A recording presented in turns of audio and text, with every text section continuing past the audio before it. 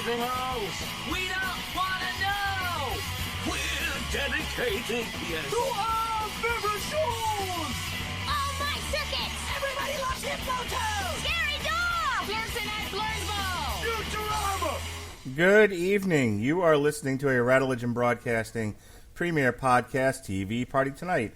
I'm your host, the mandated reporter, and frankly, I'm very tired, Mr. Mark Radulich. And tonight, our favorite show, hee hee ha ha ho ho, is Warrior Nun, brought to you by the good people at Reality Distortion Field and Netflix.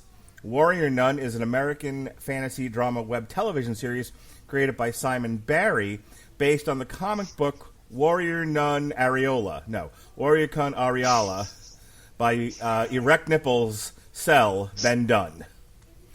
That voice you hear snickering in the background is the Velocipaster himself, the High Priest of the Hoi Polloi, the Protocol Son.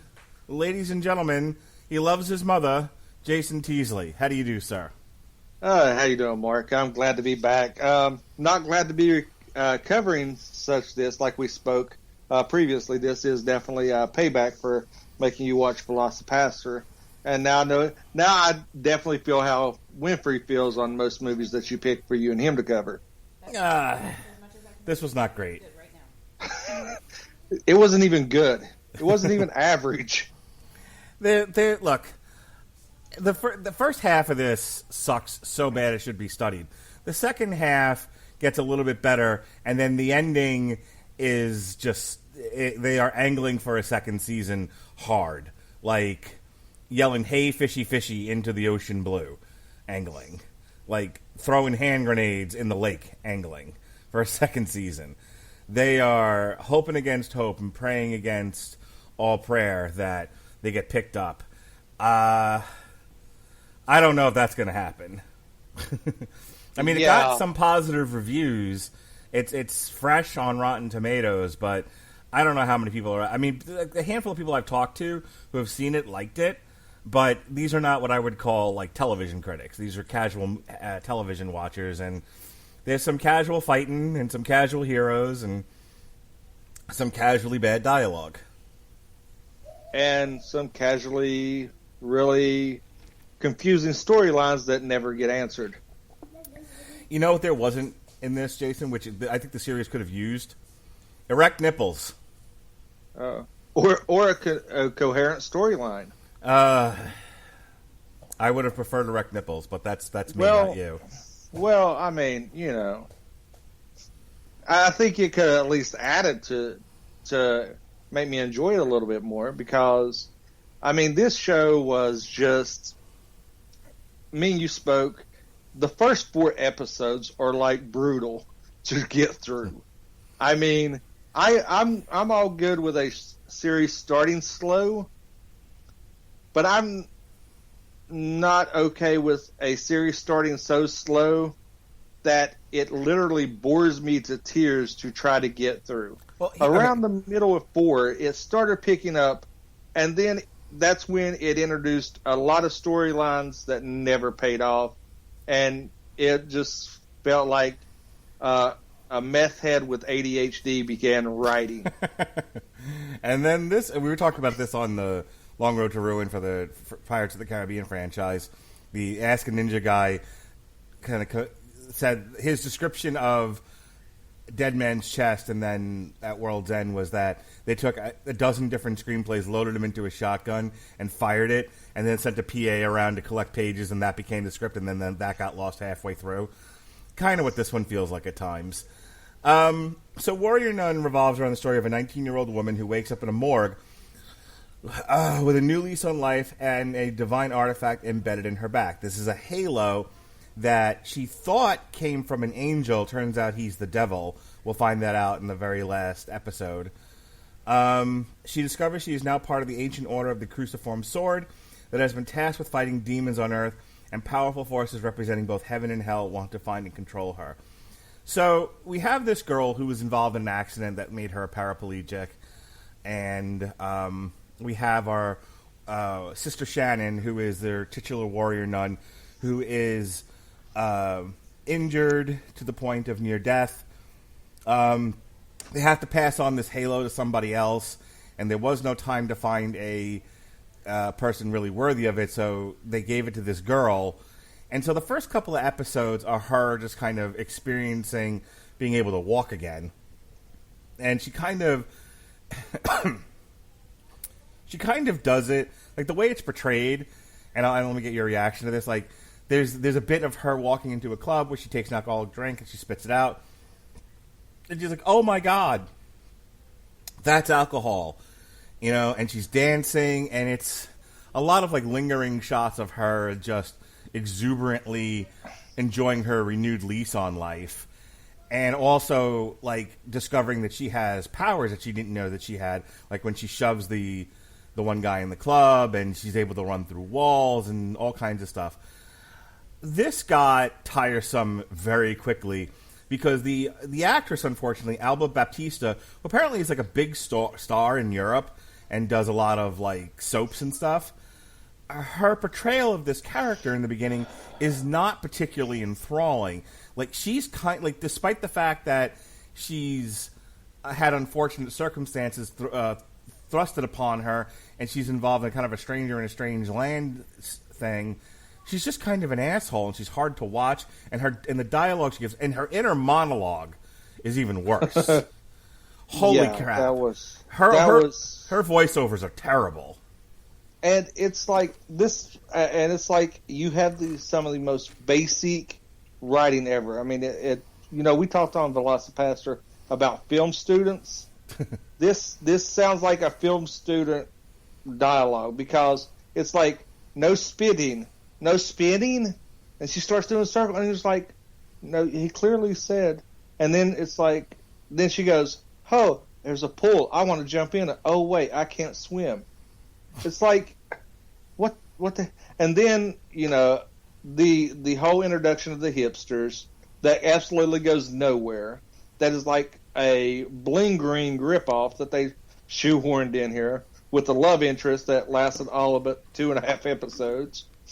And it's just like, and the like you were saying, the inner monologue that she had was just like so mundane, and like there was no voice inflection, there was no cadence to her voice. It was just very monotone. Like, what was that old game show host that was on MTV for a while? Ben Stein. Yeah, I'm pretty sure that I would rather listen to Ben Stein than her inner monologue. Bueller.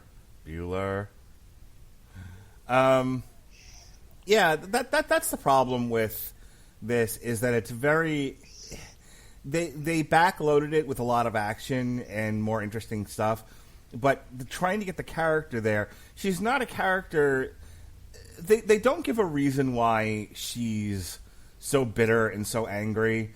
I mean, it's like their reasoning is essentially, well, she was in a car accident and her parents died and she became a paraplegic. Good enough. Not good enough, because not everybody that goes through that's a raging asshole. So why is this girl such a jerk? And it's not fun to root for her. It's not fun to see her. It's not fun to see her revel in her newfound body freedom, because she's not fun to watch. She's pretty, I'll give you that. I can see why she got the role, given where they're filming out of and everything. But I never found her to be a character worth watching. And the only thing that makes her special is this halo, which the one character doesn't even want her to have. There's multiple characters that don't want her to have it. Yeah, I was like, Shotgun Mary doesn't want her to have it because she doesn't think she's worthy of it. But Lilith doesn't want her to have it because she wants it for herself. Yeah, she was the rightful... it sets it up like she was supposed to be the rightful successor or something. Mm-hmm. And then you have the whole, Harry Potter fake out, spoiler, of Mother Superior being this, they play her off as this, like, really big bitch, and then she just comes through and saves the day. And you're like, okay, that just, there's plot twists, and then there's stuff that just comes way out of left field that makes absolutely no reason. And when she showed up in the last episode, this quote unquote save the day, you're like, why? They give no reasoning. When the show takes a turn when the demon shows up. The show takes a turn when they try to get her to come. They kidnap her. And they take her to the convent, and there's a lot of exposition dumping, and she leaves. She ends up escaping, and then she's going to take off with the halo and just leave Spain altogether. And the boyfriend CJ, I think, goes with her. This leads to a merry chase between Lilith and Shotgun Mary, who we should spend some time talking about in a minute. But they chase her down, and it all comes to head in this like warehouse where the demon shows up, and she's got nowhere to run now, and they've got to face off against this demon, and the demon nearly kills her, but Lilith takes the shot for her and ends up, at least momentarily, dying in that scene and being dragged to hell. After that, you kind of get the one decent episode of the whole thing is kind of a slow episode, but at least she's not as much of a jerk. Shotgun Mary finally stops acting all rough and tough and actually, has some vulnerability to her. And they slow this series down enough so that you can kind of get to know these characters in a different way. It's the only halfway decent episode of the entire show. The one that I liked, are you still these episodes run together a lot for me because it was just so monotone. Is the one I thought that picked it up and changed it for me was when they went to the other convent and was talking to the and seeing one of the other sects of the warrior nuns, and they was talking to the this is when they're in the village, right? And they help serve breakfast and everything. And yeah, they defeat the one demon that's in the deli. Yeah, and that's the episode. And then at the end of it, it shows Shotgun Mary leaving, and they go, "Or should not come with it?" And she goes, "No, she'll be back." Yeah, they're not at a convent; they're at a village. Well, I thought it was I thought they went to another convent that was there. It was another ran by another sect. Maybe, but they had a run of the whole village. And yeah, and at the end, she's like, you should stay in this village and figure out what your next move's going to be. And then Shotgun Mary goes back to the convent, and they're like, did you bring her with you? She's like, she'll show up here on her own. Watch. Yeah. Yeah, we're talking about the same episode. Yeah, that was the episode that, I was like, okay. The problem with this show primarily was, going back to what you said, is they took ideas, shot them out of a cannon, picked up pages. But this felt like they took ideas. They took some old Buffy the Vampire Slayer, some supernatural scripts that was never written, some Sabrina the Teenage Witch episodes that haven't aired yet, and that's how they tried to compile this series. Because you see a lot of all those. It's like a pop culture smorgasbord of what's popular now, and they try to make this show and hit all key notes of all those other popular series. By the way, other than using some of the character names, this is nothing like the comic book. At least not the ones that I read. Well, that's what I was talking to somebody else about it, because me and them were talking. They asked me if I've read the comic. They said no. I said no. I was like, I didn't even know it was based on a comic till you mentioned. I think you and Jesse had posted something about covering it on source material, and I was like, no, I just found out. They was like, yeah. Don't judge the comic by this. The comic is way better. They said if you read this, if you watch this, it's look at them as two different entities, because the comic is way more thought out and processed. Yeah. This feels like they took 5 storylines from the comic and tried to shove them in the 10 episodes, hoping to get a second season. But hey, if we did, we hit all the greatest hits of the comics. Yeah, the comic book, Sister Shannon's actually the lead. Shotgun Mary's in it. She's kind of fallen out of order. Fallen out of favor with the Order, I should say. and Lilith is actually like half a demon. So they also the female CEO of the tech company. What's her name? She's gender swapped. Jillian Salvius is actually Julian Salvius in the first 3-issue 94 read that we did, that we actually did the show on, me and Chris Sheehan. Well, you can't hear Chris because I'm a dummy. In any case, they really went their own way with the show. It's like they took the bones of the comic book, and again, there's a lot of Warrior Nun Ariala out there. I just read the 94 and the 97 iterations, but there's like a lot of limited series. So there could have been elements to this that they took that I just wasn't aware of. Either way, the show itself it's half of it Stranger in a Strange Land. It's got a very Spider-Man feel to it. If Spider-Man was shitty, you have this character who's schlubbed down on his luck. She in her case, she's a paraplegic, and then through no effort of her own, just being in the right place at the right time, she's afforded incredible power, which she abuses and doesn't want to use for good.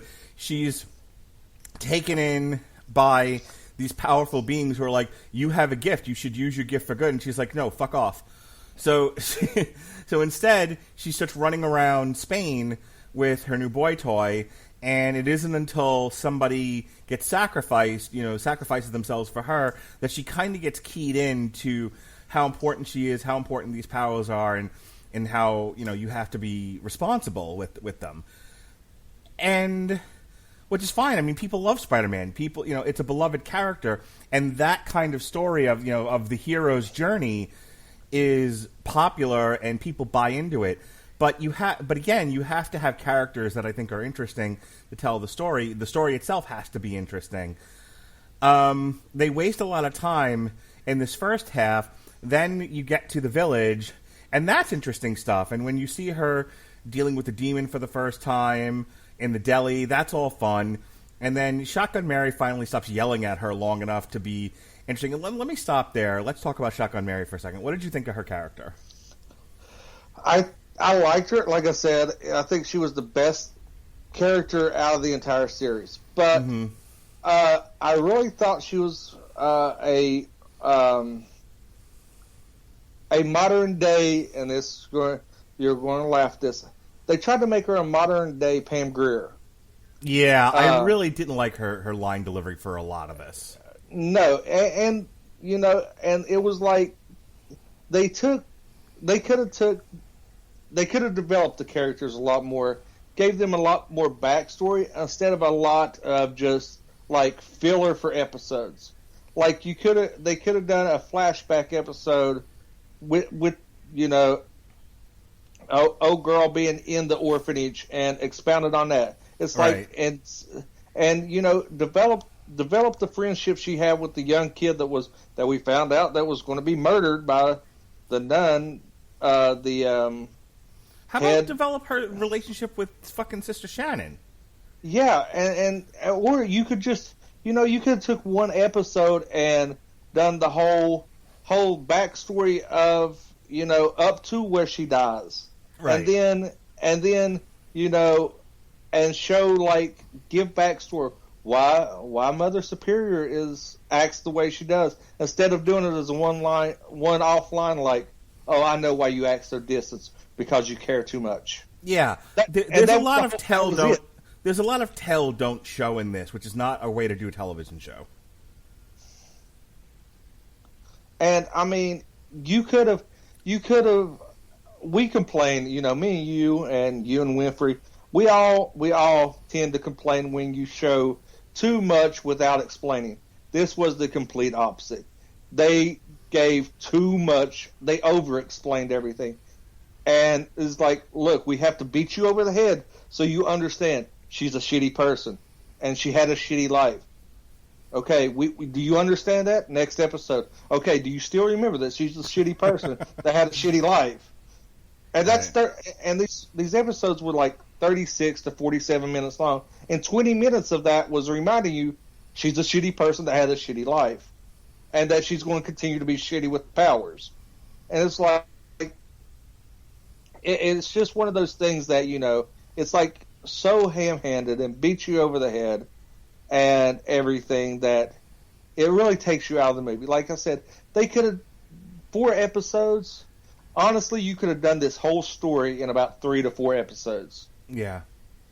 But you had a lot of over-explaining, a lot of, hey, remember this.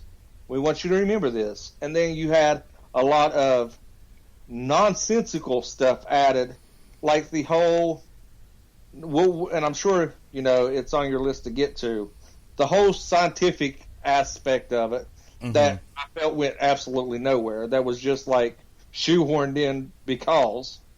Yeah, I didn't understand any of that. Yeah, it's like I couldn't even figure out what was wrong with the boy.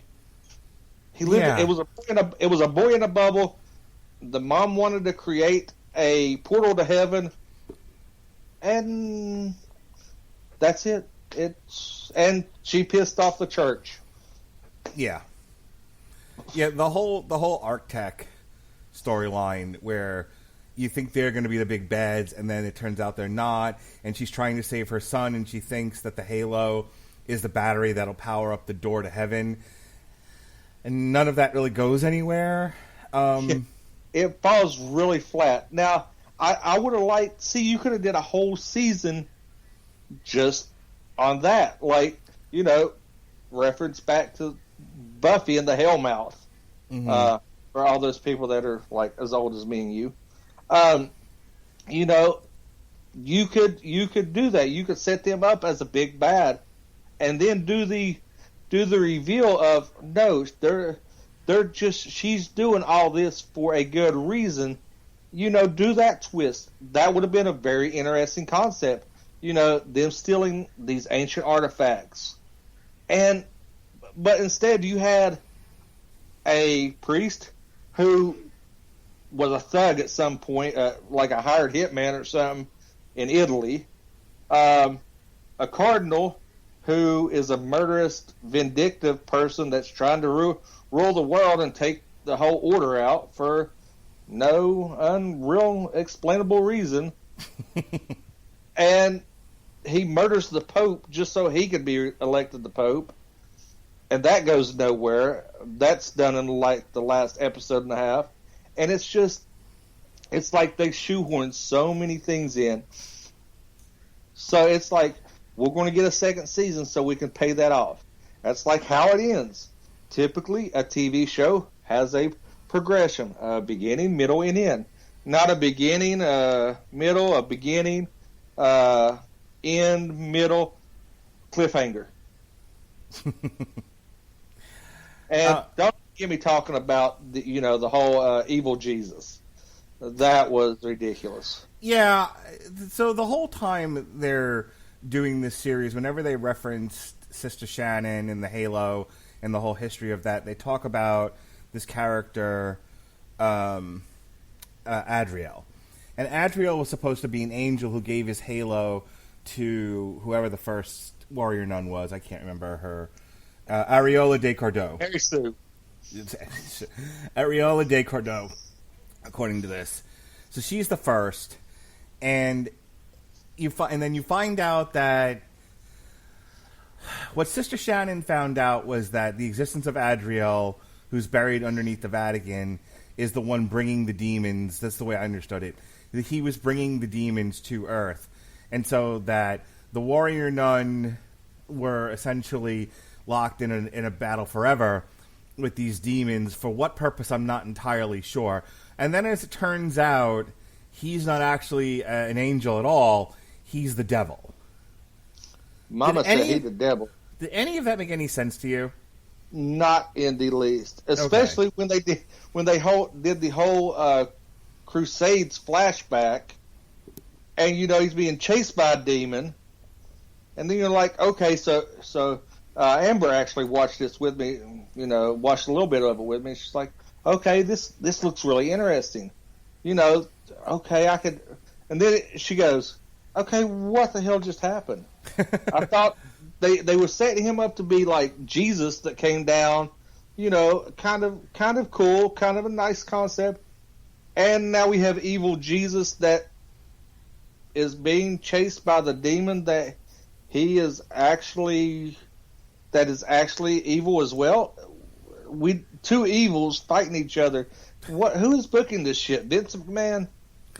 So my only thought here is something that my dad used to talk about when, he used to, and I know he got this from somewhere else, but it's like the greatest trick the devil ever pulled was convincing people he existed or some shit like that. Like he doesn't exist.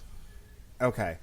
In either case, I feel like the devil was conjuring up demons to convince people to use the halo to fight the demons, but I don't know to what purpose. Like, how does this, okay, he's getting people to worship him, but they all think he's an angel. See, this is where it got convoluted for me.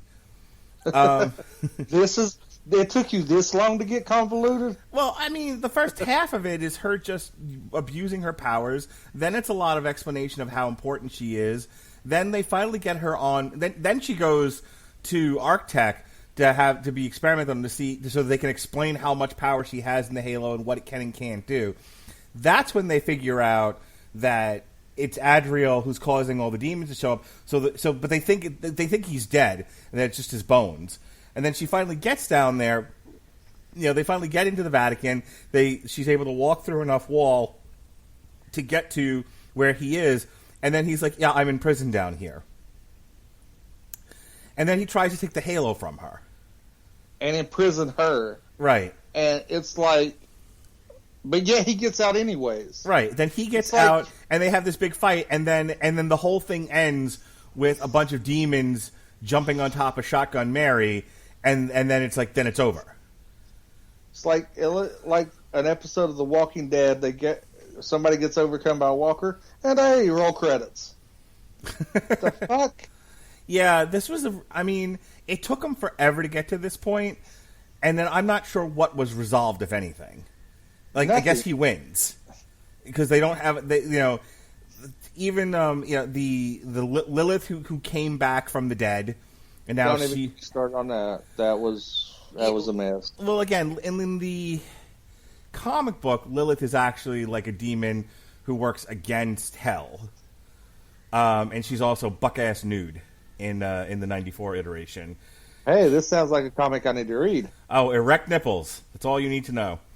And then here she gets killed by a demon, and then she comes back a few episodes later, and she's got superpowers.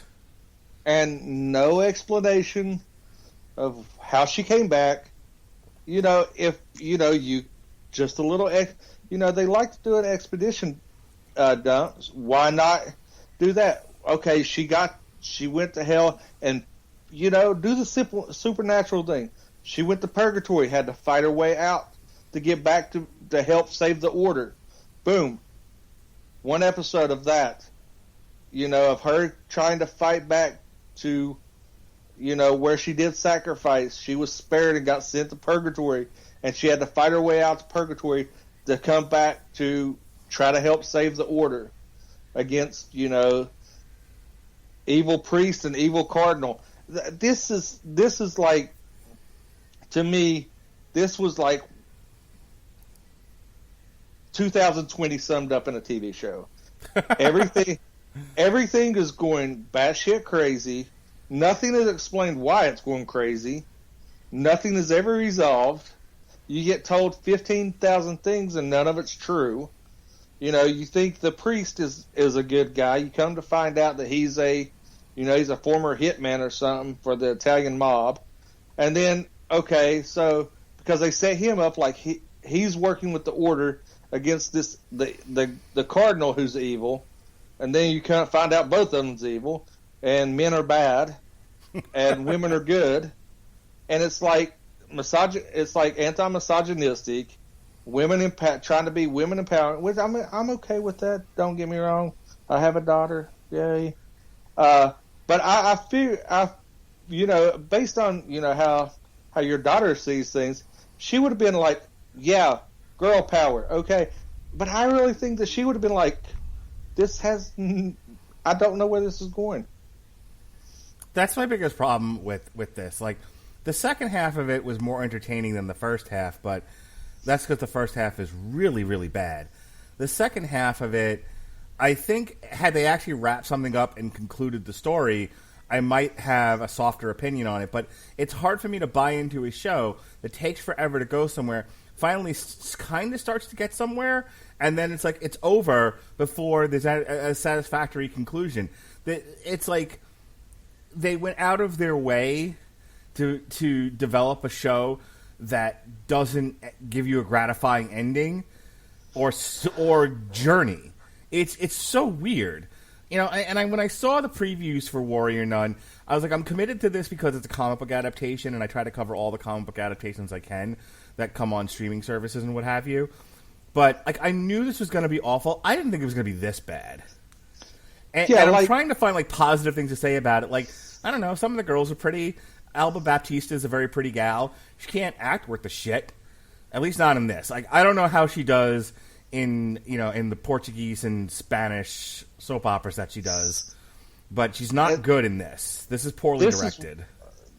Two points on that. This is, and I feel bad because of this, and I want to apologize to the actress that I mistakenly thought that this was in. Originally, I thought this was the girl from Umbrella Academy, and I was like, okay, that makes sense why this got made. They want to, they didn't expect Umbrella Academy to be as big as hit as it was, so they're wanting to, they're wanting a filler to keep her name out there. And then I realized it wasn't her. It's just they just kind of sort of look alike a little bit, and that's my old age creeping up on me because everybody looks alike sometimes.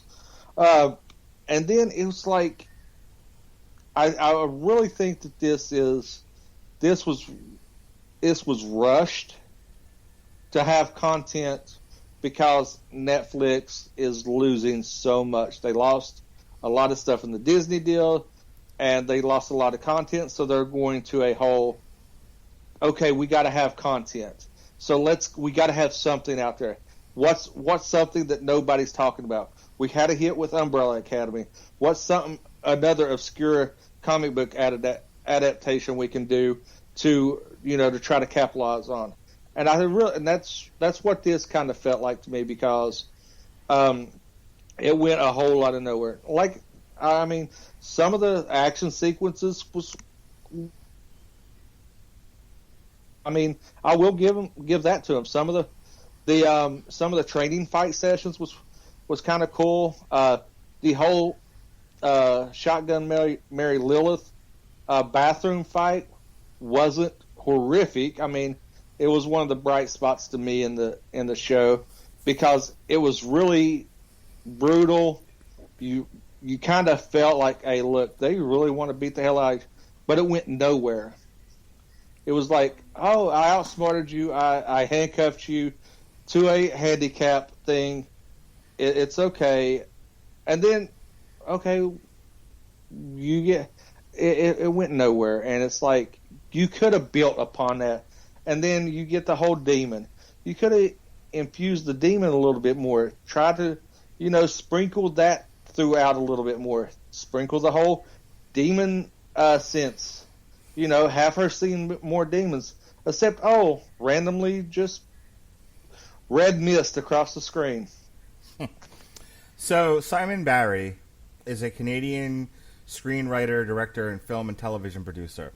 He's best known for the Canadian sci-fi series Continuum, where he was a writer, producer, and a director. He was the writer, producer, and director for the current show Van Helsing. He's a writer, producer, and director for Ghost Wars. He wrote and produced Bad Blood. He was the executive creative consultant for Creeped Out, and he's the executive producer and showrunner for Warrior Nun. So he's got a handful of credits to his name. Not a tremendous amount, but enough to get himself hired for this gig. He might have been stepping too far outside of his shoes for this. I'm not sure what they were trying to accomplish with this series. I guess they were telling. I guess they saw the idea of this comic book where in the comic it's a Valkyrie who sees a nun, I think, if I remember correctly, getting like abused by Vikings, and she grants her power to defend herself. So it's a very, pro-woman, anti-rape story. And as the story moves on, the warrior nuns are acting on behalf of the Catholic Church, fighting demons, and they've driven most of the demons off the earth. And that's kind of where we leave things. The first villain that you ever see in the warrior nun comic is somebody who's trying to open up hell and release hell on earth. So they go from like no demon sightings to a bunch. This television show, it doesn't seem to know what it wants to do, and by the time it gets anywhere, it's over. So I don't have a whole lot more to say about this. The girl who, just kind of going through the cast, Alba Baptiste is pretty, but she's not a tremendously great actress. Toya Turner, who plays Shotgun Mary, when she lays off of the anger and she just talks, she's actually not bad. She's probably the best character of the show. But her constant belaboring of how great Shannon was and how shitty Ava is got grating after a while. Thekla Rutan is utterly wasted as Jillian Salvius. That whole storyline was wasted. Lorena Andrea, Sister Lilith, they don't really... They give her a lot of fighting, but they don't really give her anything to do necessarily. And then it's like her role was be angsty, be jealous that you wasn't chosen, and sacrifice yourself for the chosen one. Right. And then you're going to come back and we're not going to explain anything.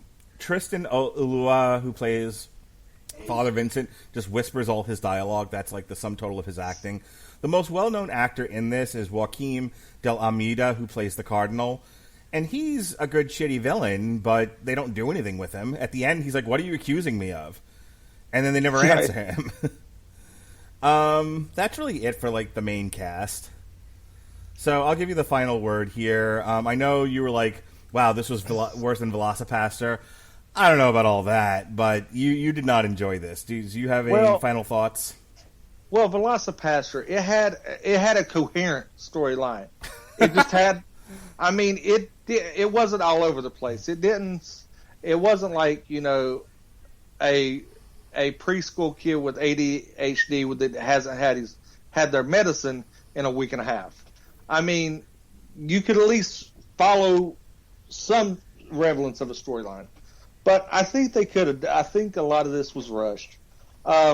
I wasn't really impressed at all. It had a few bright moments, but not a whole lot.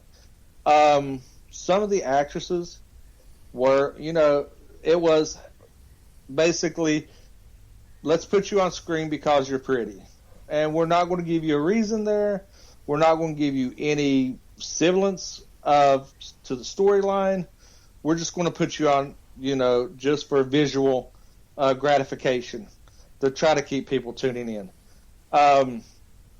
And that's about all I think that they could have ended this if from about the middle of episode 6 on, they started trying to have a complete story. And I think that they would have wrapped this up with just do it like a classic horror movie, that there's going to be a sequel to. Well, it would have been nice if they committed to what Adriel is. Yeah. And like, first he's a fallen angel, then he's a devil, and then he's fucking Zod from Superman. I don't know what the hell's going on at the end. And then he's he's the Sorcerer Supreme for Death Race. If they would have just took it just a little bit, 10 minutes, expand that fight scene out, have them just beat the crap out of him, have them think that they won, and have them, if they could, what would have been best of that is if they would have showed them walking off, had a voiceover, saying that she's committed to, she's finally ready to accept her place in the order and keep this long heritage of the warrior nuns living, and then just a small, just have him just stand up in the background, and that's it, and then go to black. That would have been. Here's how I would have done. That would have been nice. Here's how I would have given it 10 more minutes. I would have had a big, them fight all these zombies, just have a big schmoz at the end, and they drive him back down to hell, and they think, okay, we've won, and then hell opens up, and the hand grabs her and drags her down too, and then everyone's like looking around, going, oh shit, and then roll credits. That's how you sing her for a second season. Yeah, or because the priest gets something whispered in his ear. I think he's maybe telling his grocery order or something. Not sure. Maybe he told him he wanted some burgers from Burger King or something. It's never explained. Only thing, you get a little throwaway line. You got what you wanted. You got released. Okay, but why? What? You have shown no ties to this, even in standalone scenes with you that tie you to this for this twist that you'd be working with him to get this what was your end goal. If they would have switched him out with the Cardinal, that would have sufficed, because they set the Cardinal up to be this, he's really working against destroying the Order. Right. Okay, but the why? The priest had shown no disdain, no shady dealings throughout the entire series, and then all of a sudden, oh yeah, I wanted this to happen, but why? Yeah, that's the problem, and this is the last thing I'm going to say about this, and then we're going to wrap. There's a lot of but why. As you said, Adriel had a motivation, but it's really murky, and you're like, but why? The priest had a motivation, but you're like, but why? The cardinal had a motivation. He wanted to be the pope. Okay, that I don't need a but why for. But why is he destroying why does he want to destroy the warrior nuns? That's never really made clear. So you have a lot of characters working at cross purposes towards a murky goal at best.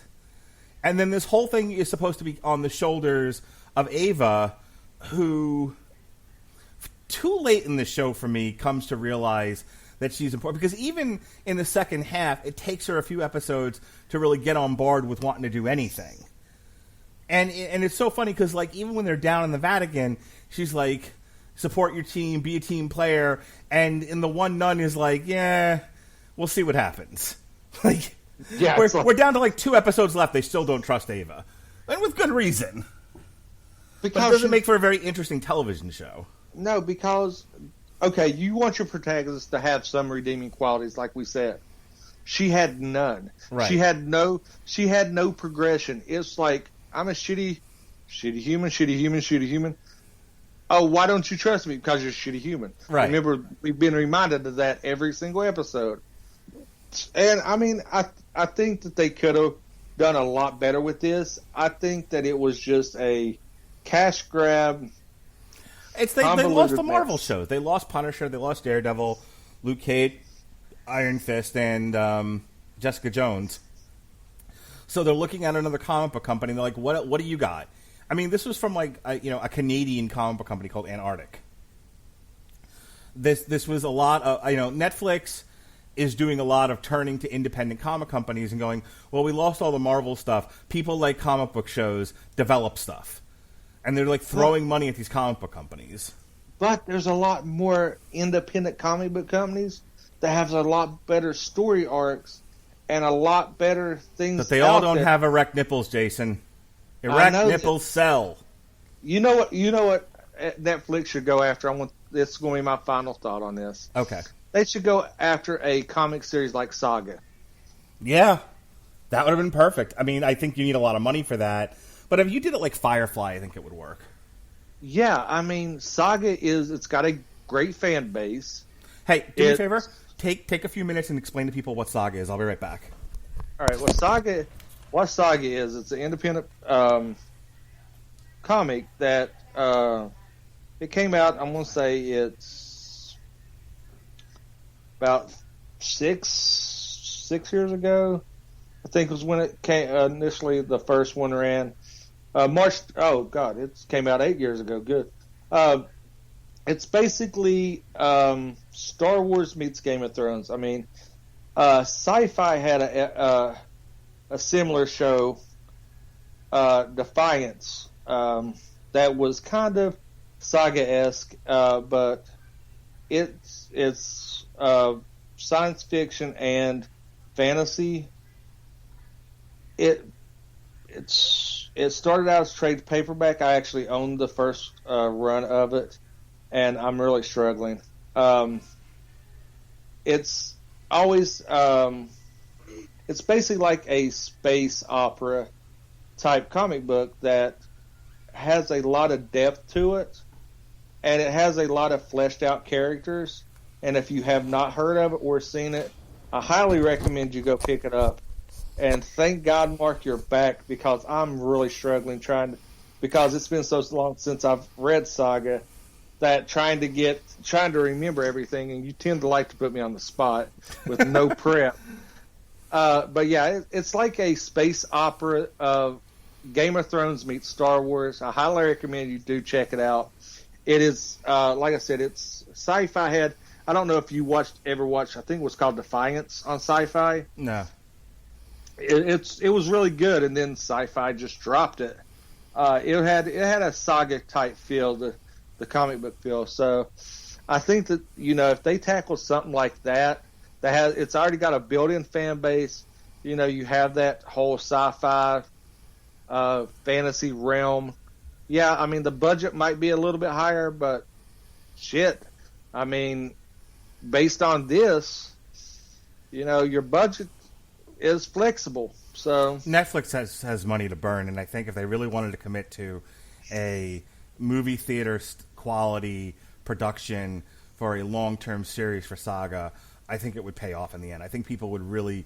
I think Saga would draw a lot of people to Netflix that might have walked away from it. Plus, they've also got... I mean, just in the last couple of months, they've thrown money at, like, cheaper fare. Like, I'm not okay with this. They're on their second season of Umbrella Academy. There's plenty of good comic book stuff out there. Unfortunately, they just did we didn't think it was great, but it's getting good reviews. The Old Guard, which was based on a comic book. Alexis and I covered The Last Days of American Crime, which, that didn't work out so well. But, Netflix is kind of getting known for their indie comic book adaptations. This might be the time for them to commit to something really big, really make a splash, and Saga's the perfect thing to make a splash with. All right, that wraps up our review of Warrior Nun. We're not going to beat this to death. It's one of those where if you don't think about it and you like, your average fights with girls, it's fine. I know I said a handful of people who I would not consider television reviewers liked it just fine. It's nothing spectacular. I don't think it's one of their better shows, but I think if you don't think about it too much, you'll probably be mildly entertained. So, yeah, do not go into this. If you do have to go watch this, even after us beating it to death, don't go in with high expectations. Nope. It will definitely let you down. So we did cover the comic earlier this week. We have one version with awkward silences because I didn't capture Chris's audio, and then we have the edited version where we cut those silences out. Gives you a brief overview of the 94 comic, which we had a lot of fun talking about. Jesse and I reviewed the 2016 Lagerstein album, All for Rum and Rum for All, and then myself and Sean Comer and Andrew Graham covered the Pirates of the Caribbean franchise. That's all in the archives. Next week, Robert Winfrey and I will review Keep Your Hands Off Isoken. Evan Bevins comes back to the Radulich and Broadcasting Network, speaking of comic book adaptations. We'll be talking... We're going to do a comic strip because he can only do one night. So we're going to look at the first volume of Umbrella Academy comics, and we're going to compare it to the first season of the Umbrella Academy show. And then Pat Mullen will be back to do the next chapter in the history of boxing. We're going to look at the underappreciated Larry Holmes. So I think that's it for now. I don't have you scheduled for anything in the near future. I know we talked about doing a Long Road to Ruin for Porky's, but we have yet to schedule it yet. And so, Jason, The last show that you and I did was Velocipaster. That's in the archives for people to check out. And we'll have Jason on again to do something else once we figure out what that something else is. You have a football podcast that you should probably plug, yeah? Yeah, here on the W2M network, you can check out the kickoff. It is me, Harry Broadhurst, Eric Watkins, and our newest addition to the panel, Randy Isbell. We are tackling all the news and notes that is been a tremendous amount this past week that we just recorded last night. Also, we're going through and doing what we're calling the greatest of all team, picking our greatest offensive and defensive. All right. For each team. We have two divisions left of the NFC South, AFC South, and you can find those in the archives at W2M.net, or look on my Twitter at W2M Chairman. All right, folks. So that's our review of Warrior Nun, such as it was. I doubt this gets a second season, but we'll see. We'll see what happens. We'll see if Netflix wants to throw more money at this cheapo production. In the meantime, in between time, this has been TV Party Tonight. Be well, be safe, and behave.